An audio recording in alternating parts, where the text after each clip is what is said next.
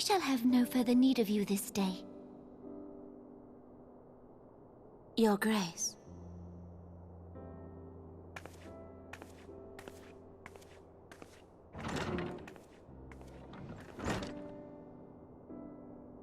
I fear that not even mine own chambers shall remain private for long. Has the situation grown so grim?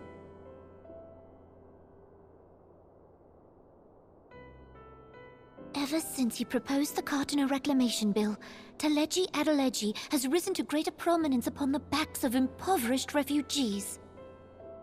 The monetarists were ever united in their pursuit of profit, but the man's actions have torn a rift in their ranks. They snap at each other as rabid dogs. Yet now is not the time to be bickering among ourselves.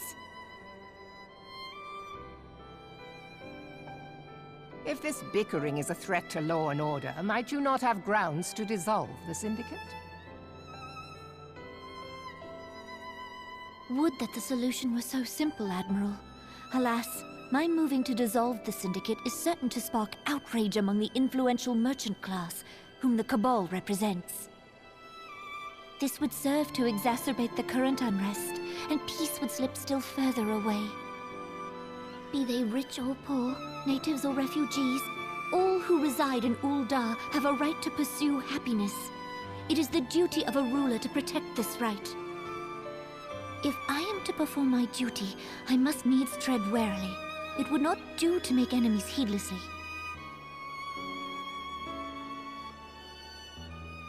Were Lord Lolorito here, he would doubtless say that I have my head in the clouds. A ruler is required to take a wide view. Try as we might to cater to all needs, some will inevitably be overlooked. As such, there shall ever be citizens who feel aggrieved. It cannot be helped. But as you have informed us, the monetarists take no view but their own. They hunger for power while the masses starve. In the absence of a common cause, it seems beyond any one individual to make Ul'dah whole. And the presence of a Garlean agent within the Immortal Flames only makes matters worse. Even accounting for Ul'dah's historic reliance upon mercenaries, such a grievous breach of security is unprecedented. I fear this business will provide the monetarists with a rod to beat Rauban.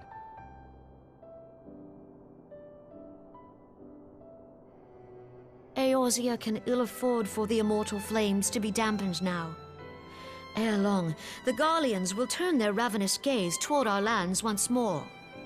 If we are to resist their might, our nations must stand together.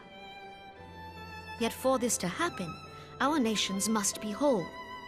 Cannot be done to improve the situation in Ul'dah.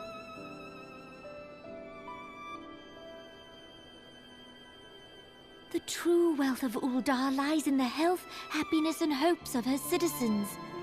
Alas, the citizens shall never know these things, so long as their lives are ruled by the ambitions of the few. The monetarists claim to represent the best interests of the people, but in sooth they desire only to manipulate them for their own selfish ends. For the government to serve the people, it must be formed of the people. For Ul'dah to move forward, it is not only the Syndicate that must be dissolved. Nay, you jest.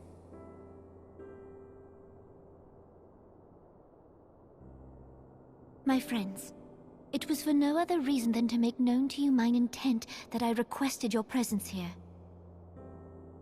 When I make my declaration to the people, chaos shall inevitably ensue. As the last monarch in the line of Ul, I make unto you this request. Help Reborn to preserve order and protect the people.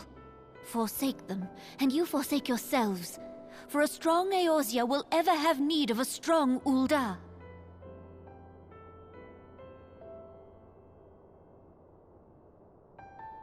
Your Grace, Are you certain of this? There is no other way.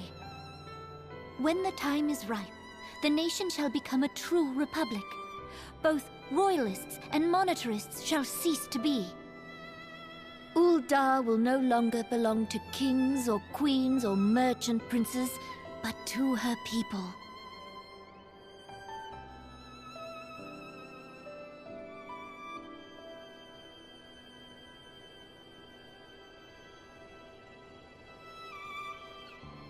Reborn, forgive me for casting aside all that you have toiled for in my name. Beyond this gesture, I am powerless to help my subjects.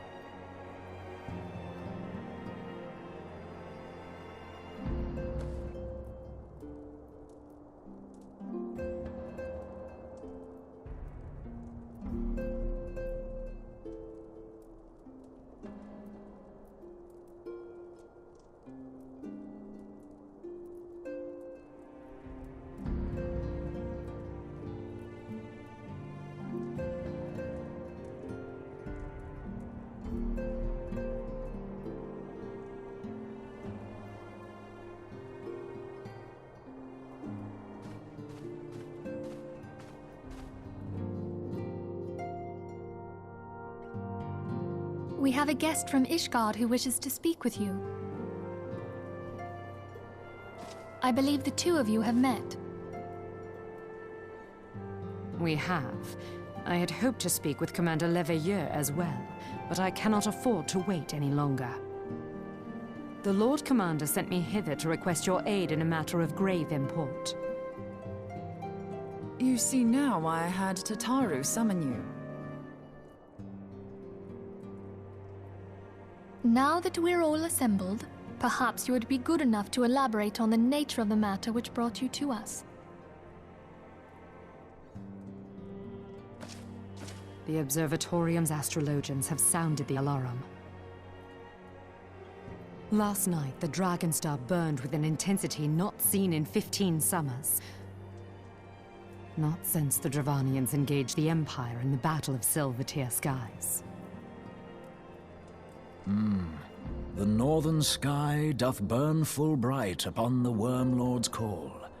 The red behemoth beckoneth, and flame consumeth all. The old Curthan rhyme, aye. The brightening of the Dragon Star is said to accompany the roar of a great worm. The astrologians believe that it was Midgard Soma himself who cried out on this occasion. After an absence of centuries, the King of Kings did return to lead his kind against the might of Garlemald, only to fall in his duel with the Agrius, proud flagship of the Garlean fleet. Devoid of life, his corpse remaineth entwined about the Magitech monstrosity even unto this day. Ariange has the right of it. Whatever this alteration in the Dragon Star portends, the Great Worm has shown no sign of life. Tataru, have the Domans reported aught out of the ordinary?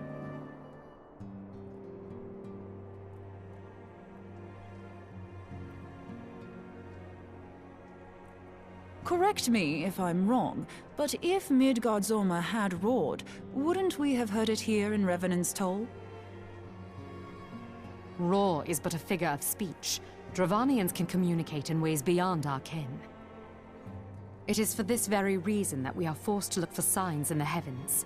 We cannot say with any confidence that a great worm roared at all, much less that it was Midgard Soma. Only by directly examining the Keeper of the Lake can we be certain.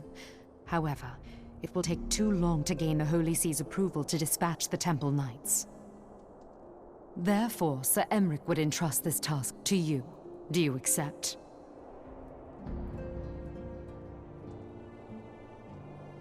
We knew you would not disappoint us. Now, if you would excuse me, I must return and assist the Lord Commander. We have precious little time to prepare. To prepare for what, pray tell? When a great worm roars, his brethren cannot choose but answer. We prepare for battle.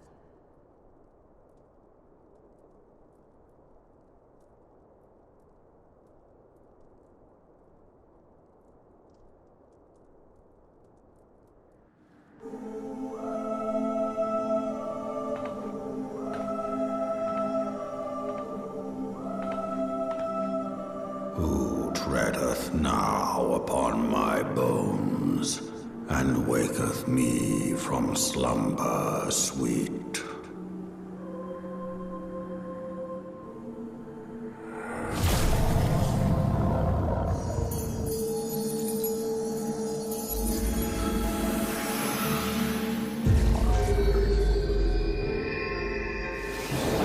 Thou hast forgotten the face of thy Lord. Remember, mortal, and fear me.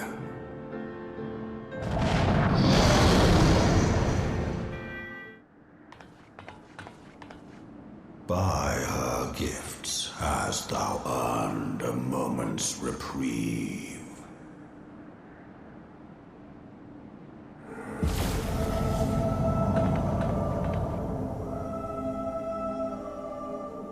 Speak, mortal, and I shall listen.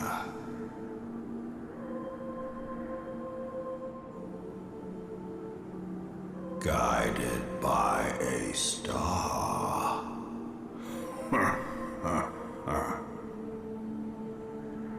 My people have heard the song. Ishgard shall burn.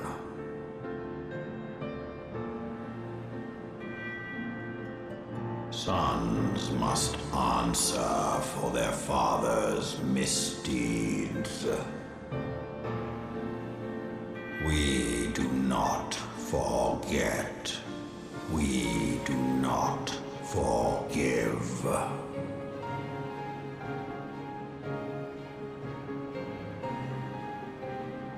7 children did I sire. 1 now singeth of retribution. I rise to join in the chorus. Thou art powerless to silence us, mortal. Yet thou shalt not live to labor in vain. Thy reprieve is at an end.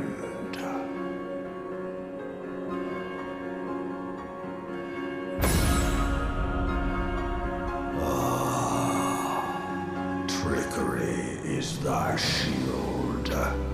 This frail, ignoble creature is not gifted, but chosen. Hearken to me, Hydaelyn. I remember, and I consent.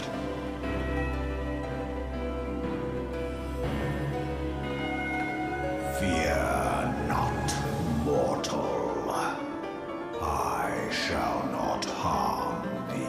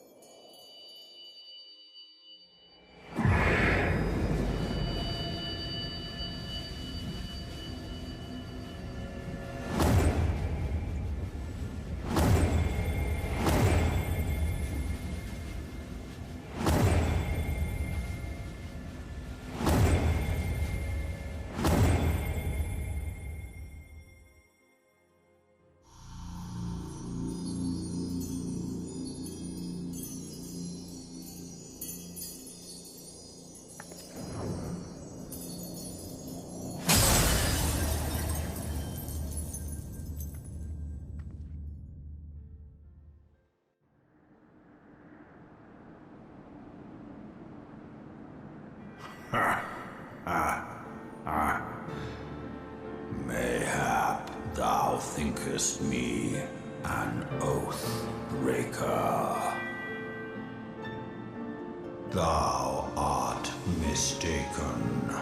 If thou comest to harm, it shall be by another's hand, not mine.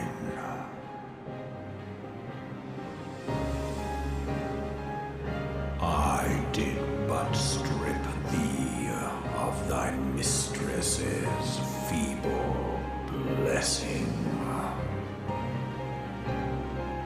Thou didst profit much by her grace, but no more.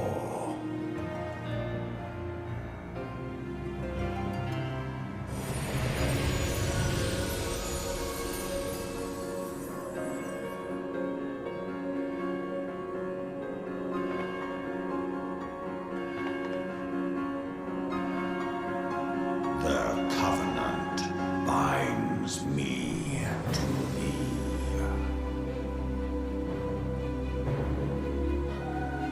I shall watch, listen, and wait.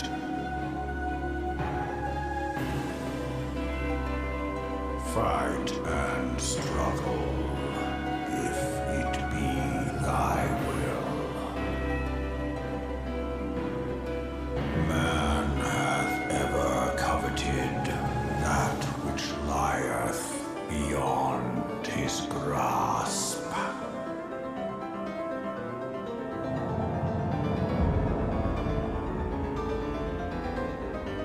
I drink of her body, and thence doth mine own find new life. When it hath grown whole, the loyal and penitent shall rejoice.